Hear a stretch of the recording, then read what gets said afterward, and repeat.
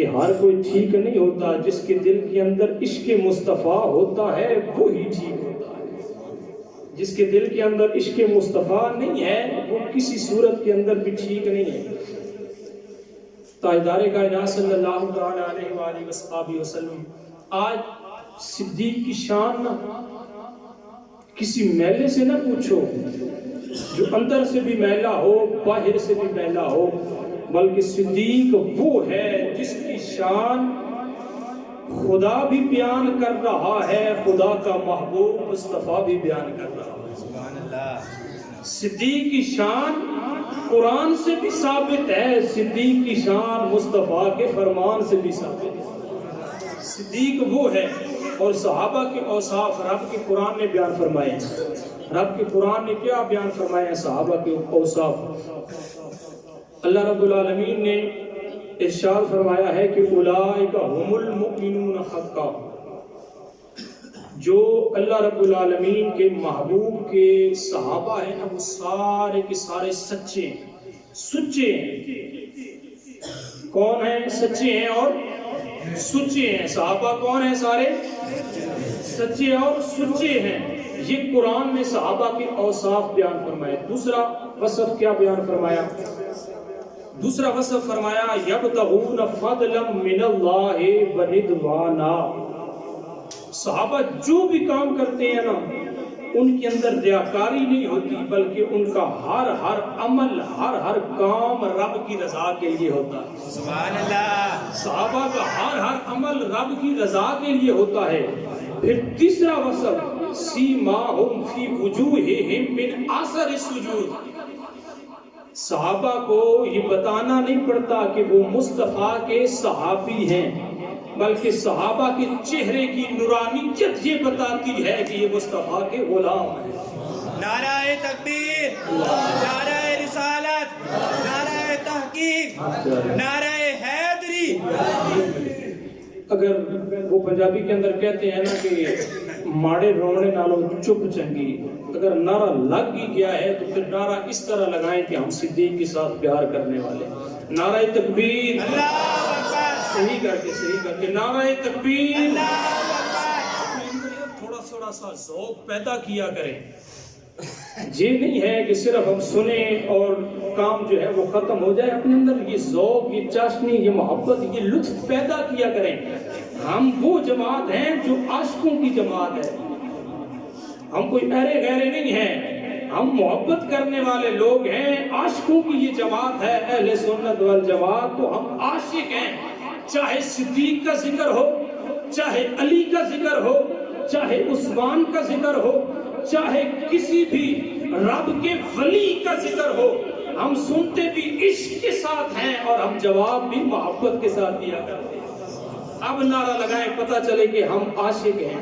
نعرہ تکبیر، نعرہ رسالت، نعرہ تحقیق، نعرہ حیدری۔ تو اللہ رب العالمین کی ذات نہ صحابہ کے اوصاف بیان فرما رہا ہے۔ سیماہم فی وجوہہم من اثر السجود۔ صحابہ کی جماعت وہ جماعت ہے کہ کسی صحابی کو بتانا نہیں پڑتا کہ یہ صحابی ہے، بلکہ ان کے چہرے کی نورانیت یہ بتاتی ہے کہ یہ مصطفیٰ کے غلام ہیں۔ سبحان اللہ۔ اور پھر اگلا وصف رضی اللہ عنہم ورضوا عنہ۔ مصطفیٰ کے صحابہ وہ ہیں، وہ صحابہ ہیں جو رب سے راضی ہیں اور خالق کائنات کی ذات ان سے راضی ہے۔ سبحان اللہ۔ مصطفیٰ کے صحابہ وہ ہیں۔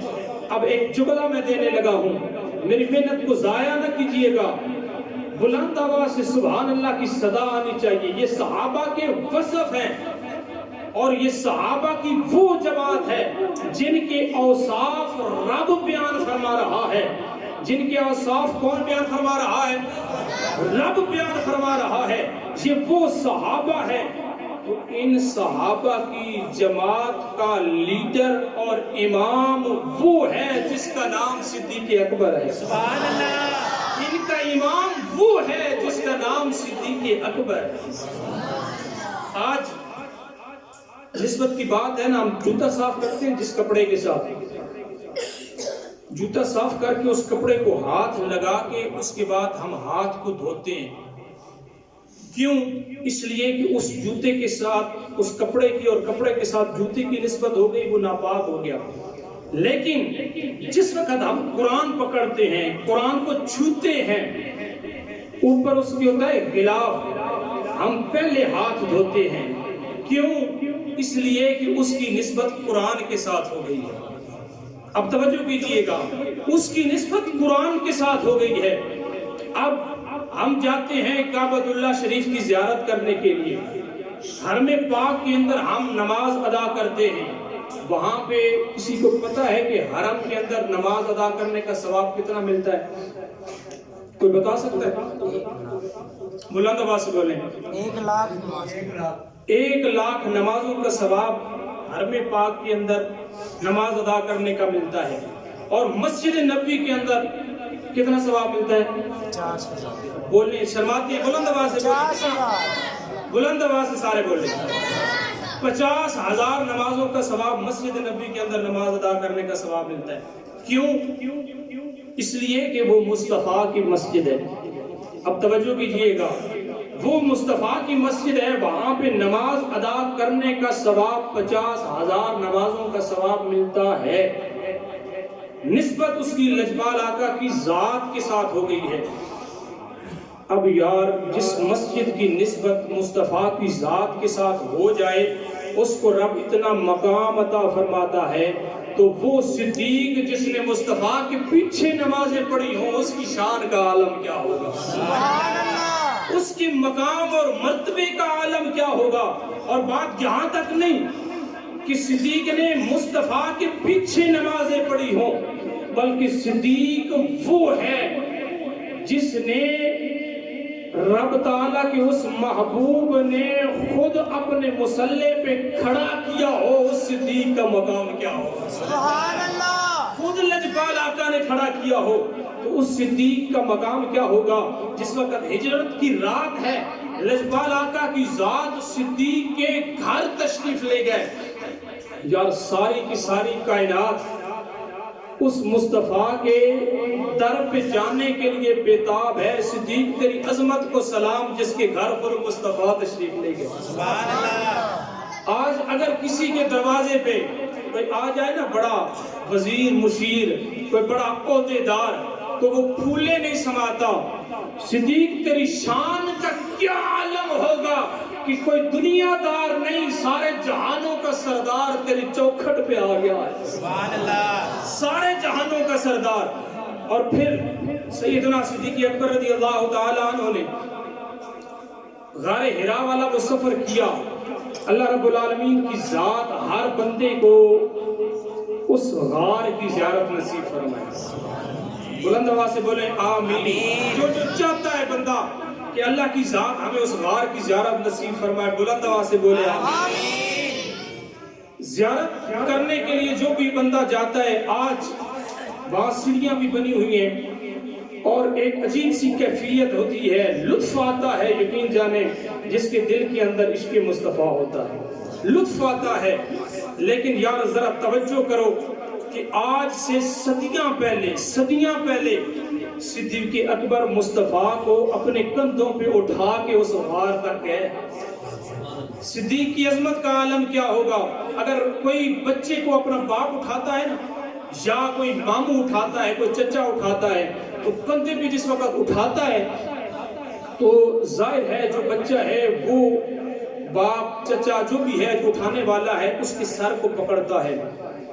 لجپال آقا صدیق کے کندھوں پہ سوار ہیں تو مصطفیٰ نے صدیق کے سر کو پکڑا ہوگا. تو گویا لجپال آقا کی ذات یہ فرما رہی ہے کہ صدیق کو عام نہ سمجھو، صدیق کے سر پہ سارے جہانوں کے سردار کا سر ہاتھ ہے. سبحان اللہ. صدیق کو عام نہ سمجھو. اور آج کسی بچے کے اگر کسی بچے کے ہاتھ کے اندر ہو قرآن تو استاد بھی یہ کہتا ہے بیٹا آگے آگے چلو، اس لیے کہ تمہارے ہاتھ میں قرآن ہے. توجہ کیجئے گا، تمہارے ہاتھ میں قرآن ہے، آگے آگے چلو، قرآن کا بڑا مقام ہے. قرآن کی بڑی فضیلت ہے، بڑا رتبہ ہے، اس لیے استاد بھی کہتا ہے میں پیچھے چلوں گا تو آگے آگے چل، اس لیے کہ تیرے ہاتھ میں قرآن ہے۔ صدیق تیری عظمت پہ لاکھوں سلام ہو، قرآن نہیں تیرے کندھوں پہ خود صاحب قرآن ہے، سبحان اللہ، تیرے کندھوں پہ خود صاحب قرآن ہے۔ تیری عظمت کا عالم کیا ہوگا کہ صدیق دنیا کیا جانے تیرے مقام اور مرتبے کو، تیری شان تو وہ شان ہے، تیری شان رب کا قرآن بھی بیان کرتا ہے، تیری شان مصطفیٰ بھی بیان کرتا ہے۔ سبحان اللہ، سبحان صدیق اللہ، تیری شان یہ ہے، تیری عظمت کا عالم، یہ کالے جو اندر سے کالے ہوں، جو باہر سے بھی کالے ہوں، وہ تیرے مقام اور عظمت کو کیا پہچانیں گے؟ تیری عظمت سارے جہانوں کے سردار نے بیان فرمائی ہے۔ کیا بیان فرمائی ہے؟ رضوان آقا صلی اللہ علیہ وسلم نے ارشاد فرمایا کہ اگر میرے پاس جبرائیل بیٹھے ہوں، میرا کوئی بھی صحابی آ جائے، کوئی بھی صحابی آ جائے، فاروق اعظم آ جائیں، عثمان غنی آ جائیں، علی آ جائیں، جبرائیل میرے پاس بیٹھا رہتا ہے، جبرائیل میرے پاس بیٹھا رہتا ہے، لیکن جس وقت میرا یار ابو بکر آتا ہے، جبرائیل بھی کھڑے ہو کر میرے ابو بکر کا استقبال کرتا ہے۔ سبحان اللہ، کھڑے ہو کر ابو بکر کا، کیوں؟ اس لیے کہ مصطفیٰ کی حدیث ہے کہ دو میرے وزیر دنیا کے اندر ہیں، دو آسمانوں پہ ہیں۔ یا رسول اللہ آسمانوں پہ کون سے ہیں؟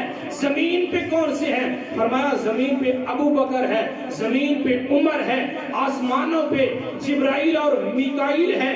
میں نے کہا اسی لیے تو صدیق اکبر کا استقبال، یہ دنیا والے کا، زمین والے کا استقبال آسمان والے وزیر کیا کرتے ہیں۔ سبحان اللہ، صدیق اکبر کی شان کا عالم اور کیا ہوگا؟ سیدنا صدیق اکبر رضی اللہ تعالی عنہ کی شان کا عالم۔ لجپال آقا نے جبرائیل سے پوچھا، جبرائیل تم نورانی فرشتے ہو، تیرا بڑا مقام ہے، سارے کے سارے فرشتوں کے سردار ہو، لیکن جبرائیل اگر تم اللہ کی ذات تم سے پوچھے کہ جبرائیل اگر تمہیں بشر بناؤں تو کون سا بشر بننا پسند کرو گے؟ اگر تمہیں بشر بناؤں کون سا بشر بننا پسند کرو گے؟ اب جبرائیل نے کمال کا جواب دیا، تڑپ جائیں گے جو صدیق کی محبت بندہ دل کے اندر رکھتا ہے۔ پھر میرے جملے ضائع نہ کیجئے گا، صدا دیجئے گا سبحان اللہ کی۔ صدیق کا مقام خود تاجدار کائنات بیان فرما رہا ہے، کہا جبرائیل اگر تمہیں اللہ کی ذات یہ فرمائے کہ بشر بننا چاہتے ہو تو پھر کون سا بشر بننا پسند کرو گے؟ کہا یا رسول اللہ اگر رب مجھے بشر بنانا چاہے تو میں کوئی اور بشر نہیں بلکہ صدیق اکبر بننا پسند کروں گا۔